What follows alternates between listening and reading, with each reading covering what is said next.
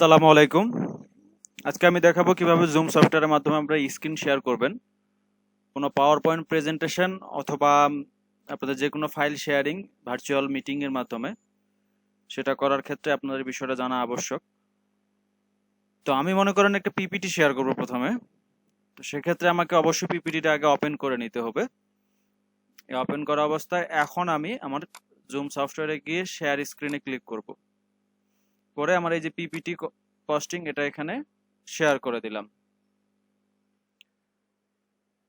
আপনাদের বোঝার সুবিধার্থে আমি আমার মোবাইল থেকে এই মিটিংয়ে জয়েন করে আমার মোবাইলের স্ক্রিনটা আমার ভিডিওর কর্নারে অ্যাড করে দিচ্ছি। যে আমি স্ক্রিনটা শেয়ার করলে আপনারা এই মোবাইলের এই কর্নারে এই যে স্ক্রিন শেয়ারে এই যে দেখেন অলরেডি চলে আসছে আমি যেটা শেয়ার করছি। অবশ্যই আপনারা স্ক্রিন শেয়ারের পর স্লাইড শোটা করবেন, তার আগেই স্লাইড শোতে ক্লিক করিয়েন না। এখন আমি স্লাইড শোতে ক্লিক করলাম।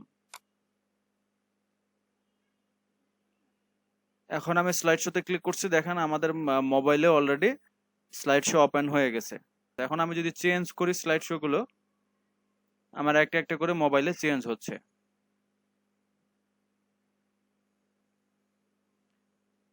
চলে আসতেছে স্বাভাবিকভাবে। এখন একটা প্রবলেম হচ্ছে, মনে করেন আমি অন্য একটা ফাইল স্লাইড শোতে স্লাইড শোর মাঝখানে আমি রেফারেন্স হিসেবে ওপেন করব, পিডিএফ ফাইল বা এক্সেল ফাইল অন্য যে কোনো ফাইল। এখন মনে করেন আমি স্লাইড শোটা ইন্ট করে দিয়ে ওই ফাইলে আমার ল্যাপটপে মনে করেন আমার এই এক্সেল ফাইলটা আমি রেফারেন্স হিসেবে শো করব।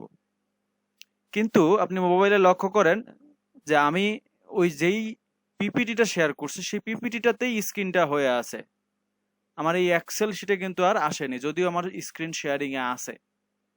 সেক্ষেত্রে অবশ্যই আমাকে আবার এই যে নতুন যে ফাইলটা আমি শেয়ার করব এটাতে ওপেন করা অবস্থায় এই যে নিউ শেয়ারে ক্লিক করে দিতে হবে। দিয়ে মনে করেন আমি এখন এই যে এক্সেলটা শেয়ার করব, এই এক্সেলটা সিলেক্ট করে দিয়ে শেয়ারে ক্লিক করে দিতে হবে। এখন দেখেন আমার মোবাইলের স্ক্রিনে এক্সেল শিটটা আসছে।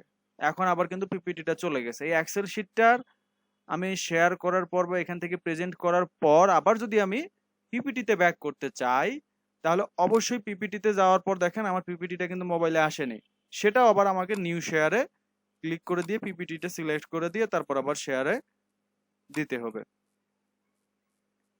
দেখেন এখন আমার আবার পিপিটিটা শেয়ার স্ক্রিনে আসবে। এভাবে প্রত্যেকবার আপনারা যখন আলাদা আলাদা ফাইল শেয়ার করবেন, প্রত্যেকবার আপনাকে নিউ শেয়ারে ক্লিক করে দিয়ে ওই ফাইলটাকে দেখাই দিতে হবে যে আপনি এই ফাইলটা শেয়ার করতেছেন।